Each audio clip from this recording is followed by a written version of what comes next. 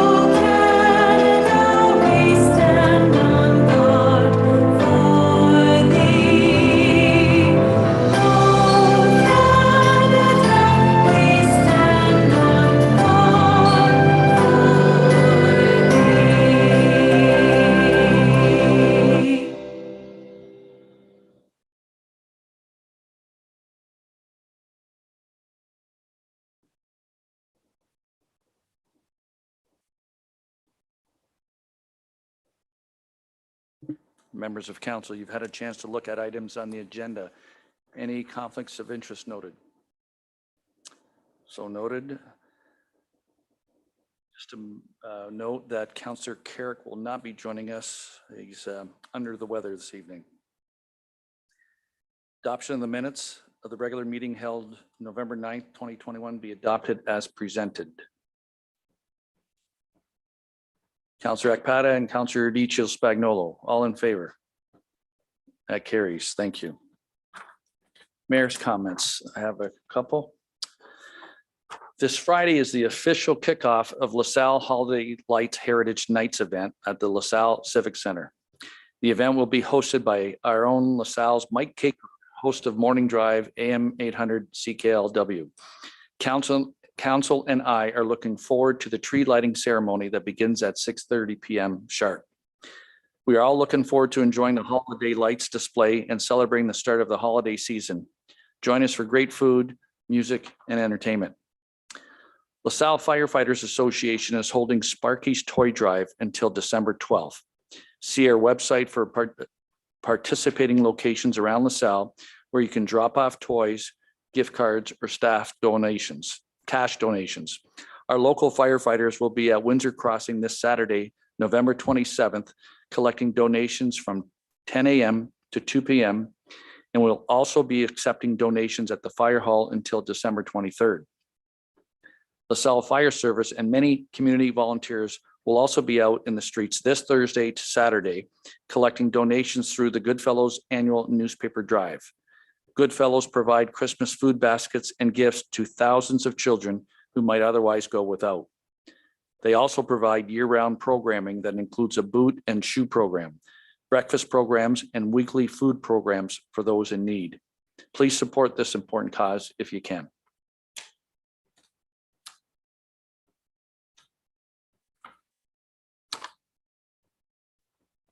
We have first item E1.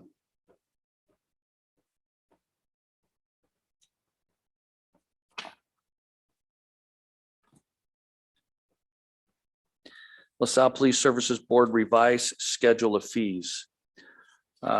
Before we go there was just a slight change in the wording for the recommendation, just to simplify it. And that is, I'll just read it real quick. That this memorandum and attachments be received for information, the revised schedule of fees be approved, and endorsement by LaSalle bylaws number 6489, number 7347, and 7792 be repealed by town council, and that council adopt bylaw 8640. Chief Davies, is there anything you want to add on that report?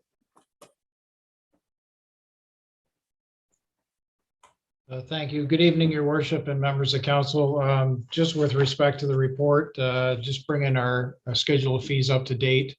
There has been some changes over the past several years with regards to the bylaw, and some of the previous bylaws that were in effect had different schedules or different amounts. So we're, again, it's just bringing it up to date. What the last bylaw that we have does reference cassettes and VHS tapes, etc. So obviously we're updating to the digital age. So that's the reason for the bylaw coming forward. Thank you. Council, questions, comments? Councillor Akpata. Sir, through you to the chief. Chief Davies, I understand why we have to do background checks for volunteers, and I understand that we're doing them online. Can you explain, is there a added cost if the person for some reason has to come into LaSalle Police Headquarters or requires it for an immediate thing? I don't know if that's something that we're able to do, sir, but I just wanted to inquire about that. It's a very good question. And when it comes to online fees, what I've done is simplified it through the schedule of fees to be one flat rate, whether you come into the office or you do it online. There is a fee that's charged by the third-party vendor to actually do an online police clearance. However, that cost is now being rolled into the amount. So even though it's showing a slight increase from $20 to $25, there's a $9.95 charge that's actually rolled into that. So the volunteer fee, if they're doing it online, they're actually saving money doing it that way. However, we still want to be able to offer the same service if they come into the station. And in the past, that has created some confusion because people did see a different fee. If they were to do it online and they were to be charged an additional $9.95, they're wondering why that was that way when they could have come into the station. And of course, with COVID, it amplified things because we were only accepting applications online. So we're trying to streamline the process just to make it one flat fee, whether you do it online or come in person, and just making those options available to the public. Thank you very much, Chief. Your Worship, those are my questions. Thank you. Council's pleasure. Deputy Mayor Malash. I'd like to move the recommendation that you just presented to us, please. Support. Councillor Desjardins, all in favor? That carries unanimously. Thank you. Thank you, Chief. Transit Service Contract Review Update.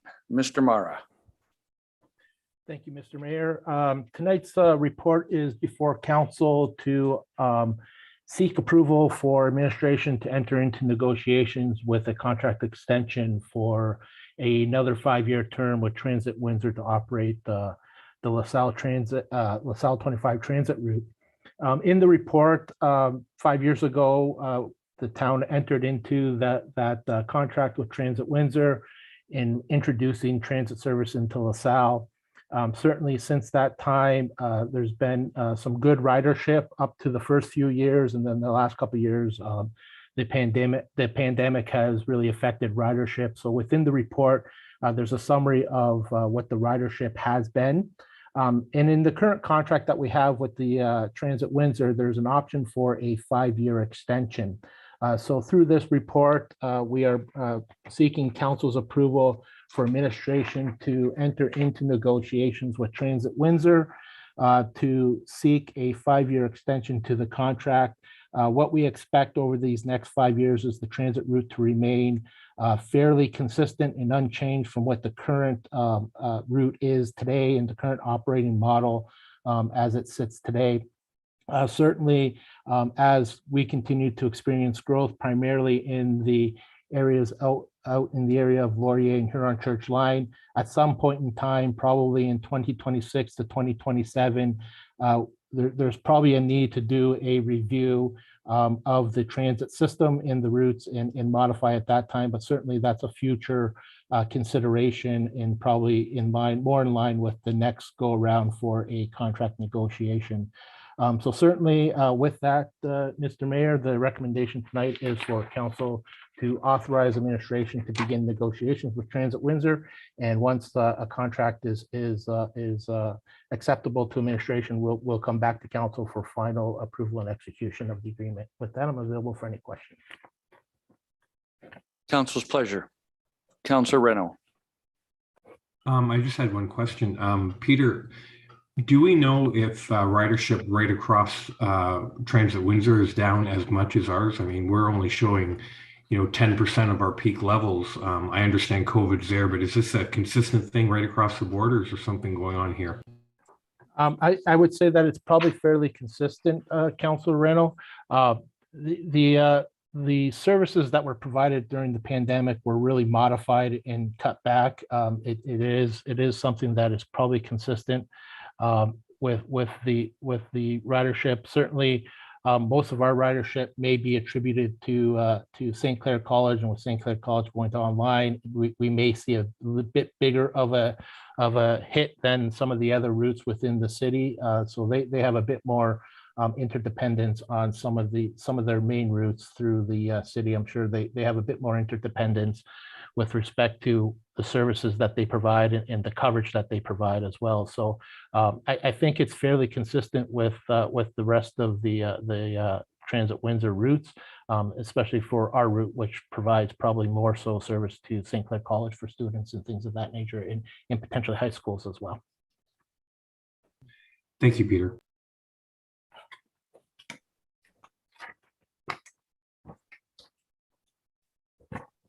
Deputy Mayor Malash. Thank you, Mayor Bonnie. I agree with what Peter just said. I mean, when you think of our service in Lasalle, it's mostly to college, university, the mall, and then a lot of students who come from the city to LaSalle for high school. So I understand why our numbers are so low with everything being online. I'm just wondering if our 2018, 2019 numbers is kind of along the lines of what was expected. I know that was kind of a hard number to predict, but were we kind of in the area of what we thought we would get ridership wise? Through you, Mr. Mayor, certainly through the transit master plan that was done in 2017, there was a prediction of ridership. I think we exceeded that prediction of ridership. So certainly we have exceeded those in 2018 and 2019. An incredible act of A bravery. bit of feedback here. In my books, I feel justice checked every one of those boxes. Okay, I just muted somebody, so hopefully that solves it.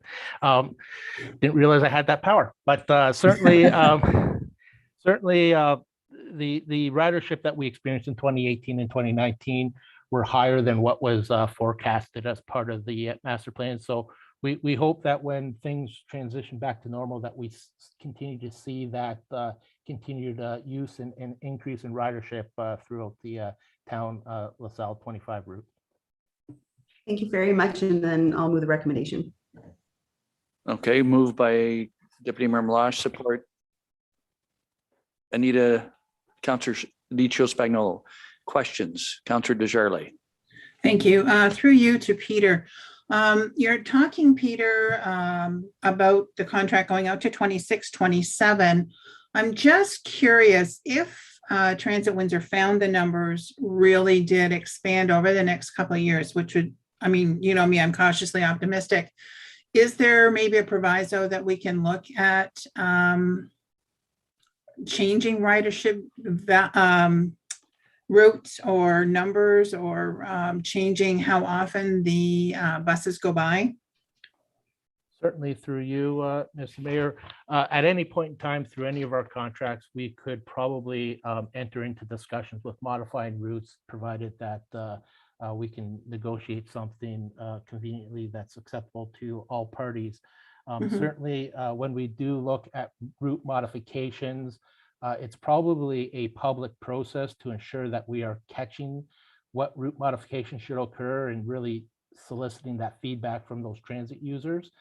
Certainly, I talk about the growth areas, but certainly into the existing areas that we're currently covering, where there might be gaps and where we may be able to expand that service. So, you know, when we get into that type of stuff, it's probably about 8 to 12 months worth of a transit review study per se that then would come up with increases and or modifications to routes or breaking up a number of routes. But then certainly once we have that in hand, how we implement that and how we enter into negotiations with our transit provider is certainly something that we would look at that time. Okay, that's good. Thanks. I just want to make sure that there's some, fluidity to the contract, that if we need to make changes, we can. Thank you. I appreciate it. And I'll second the motion. Oh, if okay, we need have it. a mover and a seconder, Deputy Mayor Malash and Councillor Dicho Spagnolo, Okay. second. Any other discussion? All in favor? That carries. Thank you. Thank you, Mr. Mara. Okay, item regarding OMER's investment performance for council's consideration. Council's pleasure. Councillor Reno. I'll move to receive. Okay. And Deputy Mayor Malash, support? All in favor to receive the recommendation? That carries. Thank you. We have accelerated high-speed internet program. Correspondence to be received. Questions? Deputy Mayor, Councillor Desjardins, move, support, Dicho Spagnolo, all in favor? That carries. Thank you. Correspondence from the County of Essex dated October 27th. Oh, sorry. Just did that one. Report from the Deputy Chief Administrative Officer dated November 21st regarding the waterfront park railing. Mr. Mara. Thank you, Mr. Mayor. Tonight's report is in response to Councillor Reynolds' question. That question is still contained within the CAO's report on tonight's agenda, but certainly this report was intended to provide that. I realize now that I may not have answered the question relative to meeting various standards, but certainly with respect to the report that's before you tonight, it summarizes the various treatments that we currently have on the property that the town now owns along the waterfront. So certainly we have basically 4 different styles of treatment, 2 of which are just kind of a natural sloped entrance into the water. And we have other treatments that create a vertical drop into the water.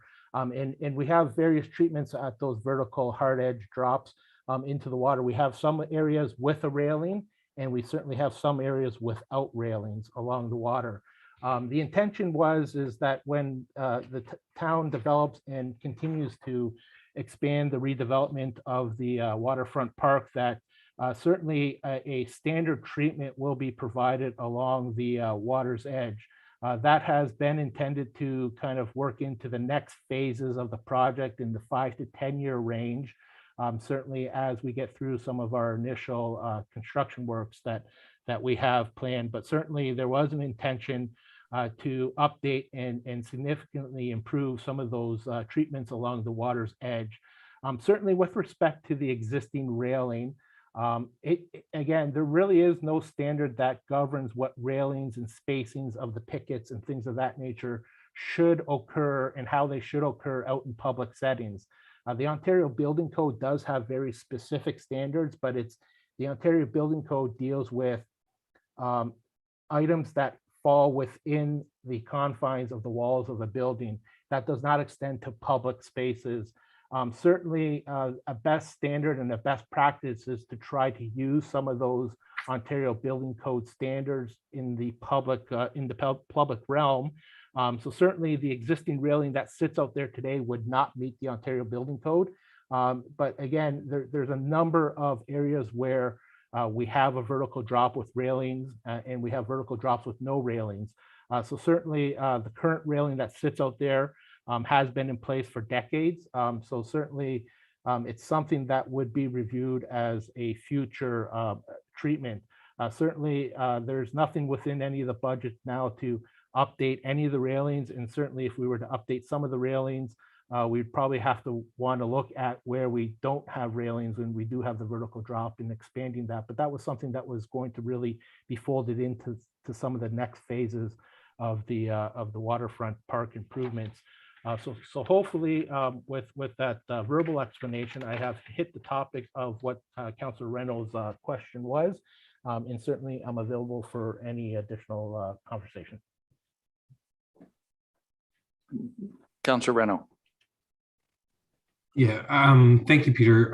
Your explanation did help. It was basically we wanted to know, people wanted to know that had asked me if that railing that we had, which seemed rather wide, if it was to code. So considering there is no code and that moving forward as we improve at the park, we're going to be looking at going to code. I can accept that. To do anything in the short term when there's no code involved might be a bit pre-haste. So I appreciate the explanation, and I will pass that on. Any other questions? Council's pleasure. Moved by Councillor Dicho Spagnolo, support by Councillor Reno. All in favor? That carries. Thank you. Mr. Longo, we have a proposed 2022 budget release and highlights. Thank you. I just have a short presentation. I'm going to share my screen.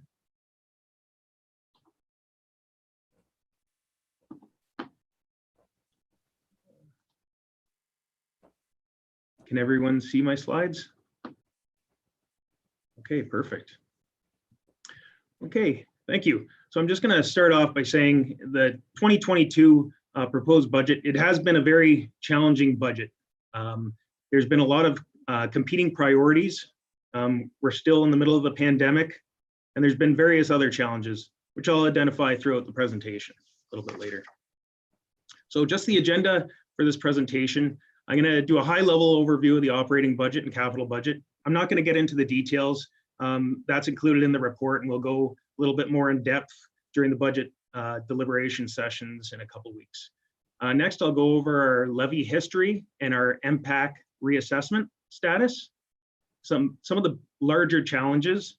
There's always a lot of challenges, but I'm going to touch on some of the biggest challenges. I'm going to talk a little bit about growth, and then next, the road ahead. So in summary, we're proposing a 1.75 municipal tax rate increase, which equals about $17 for every $100,000 of assessment. We've estimated the county tax rate increase to be 2%, and we've also estimated no change in the education tax rate. There was no change last year as well. So the total overall estimated tax rate increase would be 1.66%, which equals just shy of $27 for $100,000 of assessment. So at a very high level, I'm just going to touch on some of the categories included with some of the changes. Overall, we're looking at a $1.7 million increase. Included in that is just shy of $800,000 of inflationary pressures.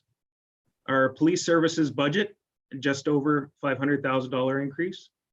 Our long-term capital buildup, just over or right on $300,000. Historically, we've aimed for that to be $600,000, but due to the pandemic and trying to reduce the tax rate the past number of years, last year and this year, we've cut that in half.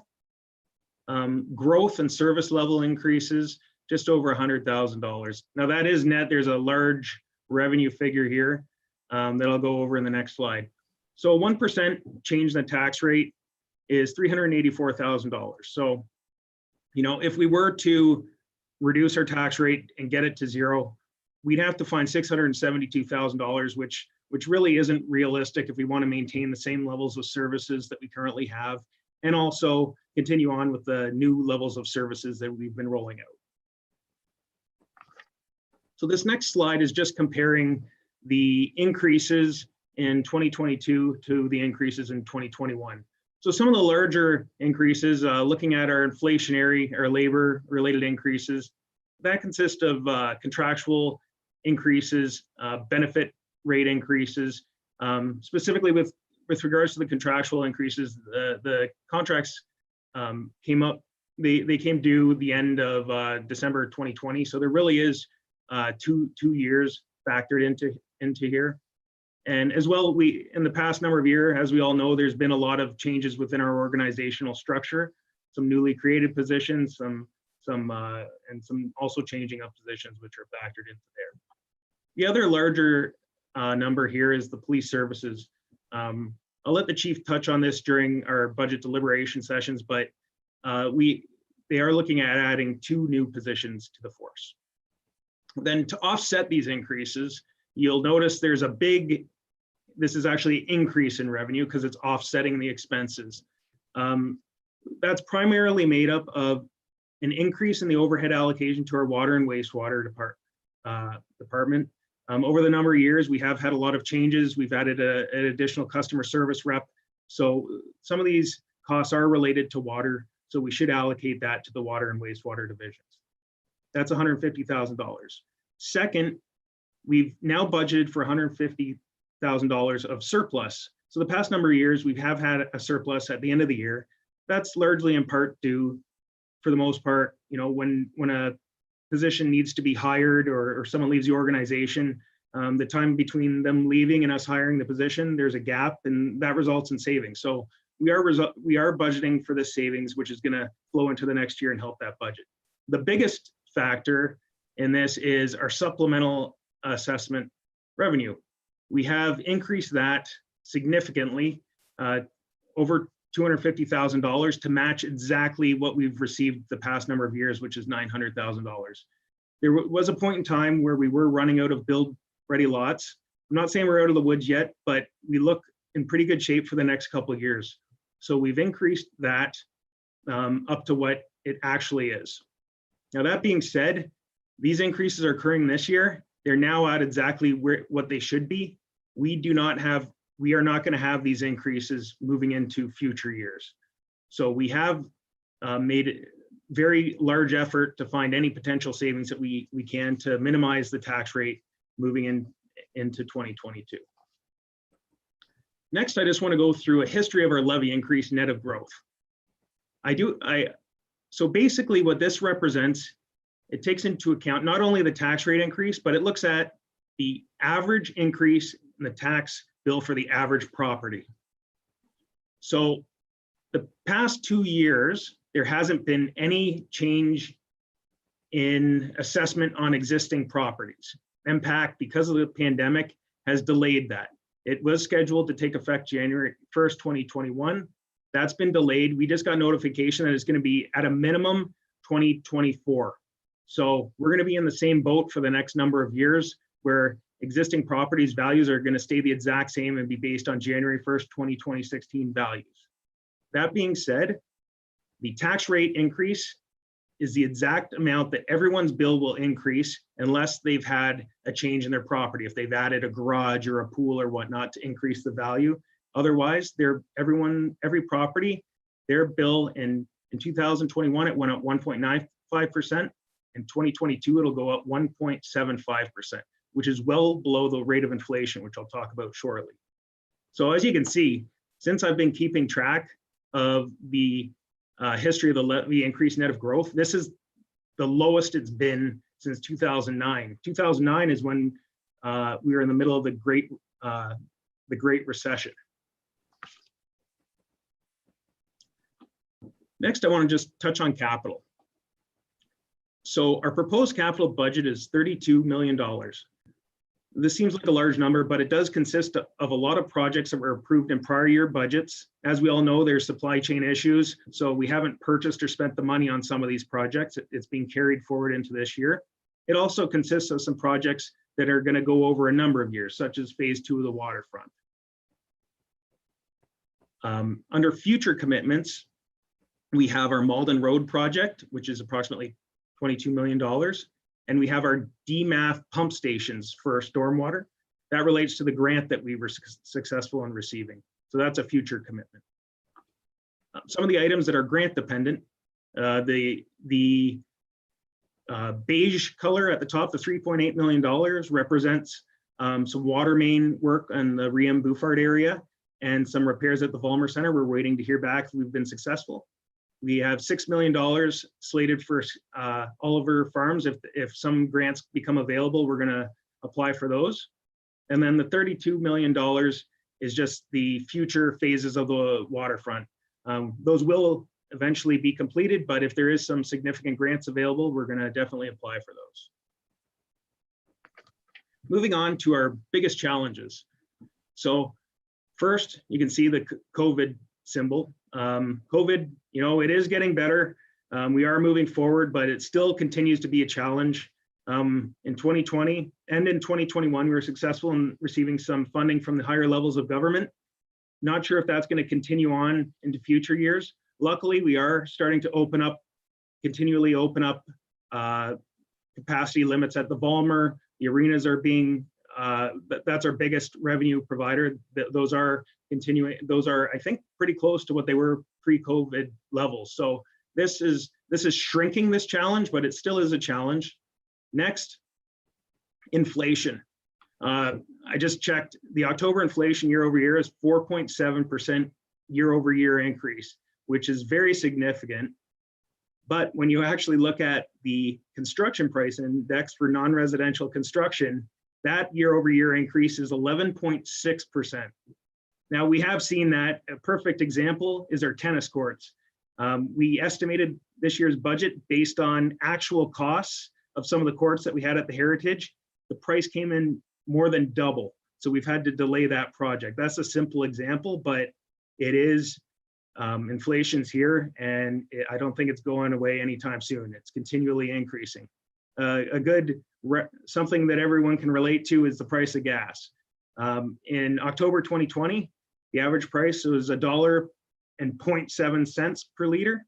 Right now, the average is $1.45.3 per liter. So that's over 45% increase year over year. And you know, oil's in everything. So the prices are going up. That's definitely a major challenge for us. Kind of related to inflation is supply chain. As we all know, if you're purchasing a car, it may take over a year to receive your car. We're experiencing this with some of the replacement vehicles that we've ordered. Also, some of the renovations that are happening around town, there is supply chain issues with some of the products that we need to complete those. So that's definitely an issue. And that's also one of the reasons inflation's going through the roof. Supply demand, the supply is not there, which is forcing prices up. There's many more challenges, but those are probably the biggest ones I wanted to touch on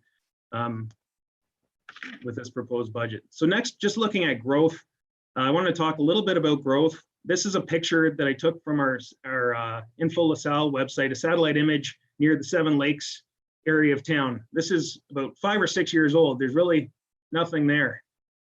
This is a picture from last year. There's hundreds of houses that have been built, which is a great thing. That being said, I often hear when I talk to residents, why are you raising taxes? We have so much growth that should go to the bottom line. We shouldn't have a tax rate increase. That's a valid point.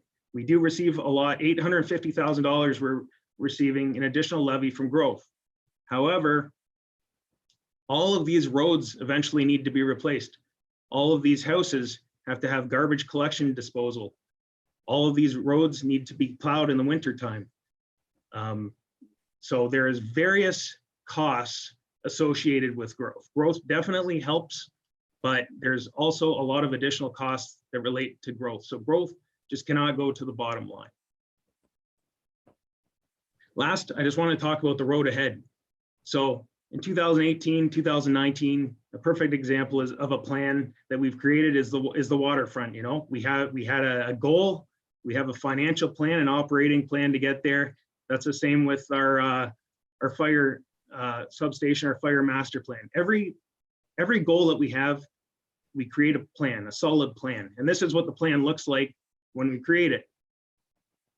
But in the past 2 years, the plans have to be adjusted. You know, there's roadblocks. In 2020, we hit COVID. Doesn't mean we're not going to complete our goal. It just means we need to make adjustments. It may slow the process down a little bit. And then 2021, with the rapid inflation and costs increasing, we may need to push some projects back a little bit, but we always adjust and we will always meet our goals. We just need to adjust. And, without a crystal ball, when we create the original plan, we can't predict some of these items. So that's the end of my presentation, and I'd be happy to answer any questions. I wanted to note that we normally hand out the budget document during this meeting. We have been revamping it. It's going to be a fresh new document. We're adding a lot of content. We're taking some old content out. Mr. Ferrero has been doing a great job on this, and with the assistance of Mrs. Hodre, it looks fantastic. It's a great document. It's really going to bring us to the next level. So that will be completed next week. We will put a accessible copy up on our website, and we will provide a printed copy to all members of council. If there's any questions, I would be happy to answer. Thank you, Mr. Langua. As Mr. Langua stated, we're going to get in detail in our budget deliberation. Sorry, you're on mute. I'm on mute. Okay, sorry. Can you hear me? All good? Okay. Thank you, Dale. I just want to say to council members, we are going to deliberate this budget in budget sessions in December. So if you have high level questions, fine, but it's not the time or the place to get into the details. So if you have questions at a higher level and you want to ask Mr. Langua, Mr. Reno, please. Thank you, Your Worship. Just Dale, will we expect to get an email that these will be on our desks, or will we see these coming to a mailbox near us? We'll hand deliver them. And wonderful. if we do receive a copy before the printed version, we'll email that to council, mayor and council as well. Thank you, Dale. Councillor Akpata. High level, Mr. Langwell, love the overview. One quick question that you're always so good at is explaining how the price of oil affects everything that we do. For some of the proposed road engagements, where do you see us at? Are we going to be moving at speed? Do you see us having to scale back? The only reason I ask is I had a question that you answered already in your presentation from a member of the community, just about our road plan. And you were very succinct in your price of oil. And I love the diagram that you gave us in our first year of council that explained the price of oil vis-a-vis roads. So if you could just elaborate on that, please, I'd appreciate it. Absolutely.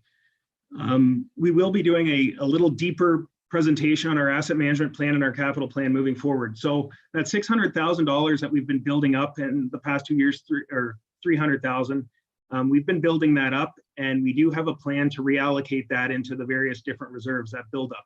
Roads is one of those reserves. So we definitely won't be scaling back. We may not increase as much as we wanted to. Like, there will be more funding. That doesn't necessarily, for example, if we increase the funding 30%, that doesn't necessarily mean that we'll be doing 30% more roads now, but I think we definitely won't be doing less. Thank you, sir. That definitely answers the resident's question. Appreciate it. Thank you, Your Worship. Council's pleasure. Deputy Mayor Malash. Just a motion to receive at this time. Support. Councillor Dicho Spagnolo. Discussion. I have one question for Mr. Langua. I think it's important for you. You sent out an email, well, I'm going to say 2 years ago, maybe 3, where you showed the statistics based on if we had no development, what would have happened to our tax rate as opposed to with development. And I think it went something like over the last 5 years, correct me if I'm wrong, it would have went up 25%, but because we had development, it averaged right around 5%. So development is key to keeping our tax rate where it is, stable. That's correct. You know, like I just mentioned, there is additional costs that come with it, but it does help with the bottom line as well. Councillor Akpata's favorite slide and your slide that you like right now, I will definitely include those in our presentation in December. Okay, thank you, Dale. Okay, we have a mover and a seconder, all in favor. That carries unanimously. Thank you. Thanks. Update on the Sprucewood condo project, Mr. Burgess, and we also have, for the record, Mr. Lefebvre, President of Suburban Construction and Management LTD, and Brian Chillman, lawyer for MECTAG LLP, attending via Zoom as well. Good evening, Your Worship and members of council. The report before you this evening is an update on the changes which have been made to the site plan for the Sprucewood condominium proposal. The applicant and his agent are also in attendance, and we are all available for questions. Thank you. Thank you, Mr. Burgess. Council's pleasure. Deputy Mayor Malash. Thank you, Mayor Bonny. I think the improvements, adding the commercial to the bottom floor will be a great addition to the area. And I just want to make sure that at this point, there can't be objections from neighbors surrounding like the other condo buildings because we've went up a level. Is that true? Thank you for the question, through your worship. At this point, the new zoning bylaw 8600, which is under appeal in this matter, does permit the additional height. So the additional height isn't an issue. At this point, we just have to work through the appeal process through the former LPAT, now the Ontario Land Tribunal. Thank you very much. My motion is to approve the recommendation. Moved by Deputy Mayor Malash, support Councillor Desjardins. All in favor? That carries unanimously. Mr. Lefebvre, thanks for doing that additional floor in the commercial. That I'm sure it won't be hard to fill that space up. I'm hoping. Thank you. Yeah, we're hoping. Yes. Okay. Thank you. I can also, sorry, if you just mind if I jump in here with one comment. We are going to be seeking party status on the appeal to the Ontario Land Tribunals with respect to the all-encompassing bylaw. So just to update you on that. Okay. Thank you. Thank you. Thank you. Members of council, we have summary of reports to council. Moved by Deputy Mayor Malash, support Councillor Reno. All in favor? That carries. Thank you. On the bylaws, all three readings, all bylaws, moved by Councillor Dicho Spagnolo and Councillor Desjardins. All in favor? That carries. Thank you. Council questions. Councillor Akpata. Thank you, Your Worship. A couple of emails I've received from residents on Laurier, just wondering what the status of the sign installation is, Your Worship. Mr. Mara? Oh, Jonathan, there he is, sorry. Thanks, John. I believe notifications went out advising that the signs would be going up. We received a few responses back that weren't in favor. I don't know the number. I think there was a handful. And I believe Mr. Beggs was going to be discussing with our clerk's department on the best way to proceed forward, whether any of those responses that came back were delegates for a council meeting or not. So I believe it's kind of in their hands at that point. So a supplemental, Your Worship, if I may, the proposed date, Mr. Osborne, may be, based on what you just told me, extended, bump back, or how are we going to be dealing with that? It may be bumped back from what was likely in the letter. I don't know the exact date in the letter, but with the number of responses, I think they're trying to work out what the best way forward is with responding to those people that were opposed to it. Thank you very much, Your Worship. Those are my questions. Thank you, Councillor Akpata. Councillor Dicho Spagnolo. Thank you. Through you, I just had a question from a resident, just inquiring on when the dog park will be open. We may have touched this topic before, I just don't recall. So she had asked me to ask the question this evening.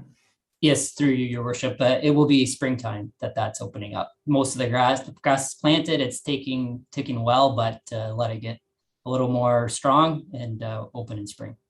Thank you. Any other council questions? Seeing none, statements by council members. Notices of motion. Confirmatory bylaw, first reading. Councillor Dicho Spagnolo and Deputy Mayor Malash, all in favor? That carries. Second reading. Counselor Reno and Counselor Akpata, all in favor? That carries. Third and final reading. Counselor Reno and Counselor Dicho Spagnolo, all in favor? That carries. Thank you. We have our scheduled meeting, and for council, thank you. And anybody who joined us on YouTube, thank you. Have a good evening. Stay safe.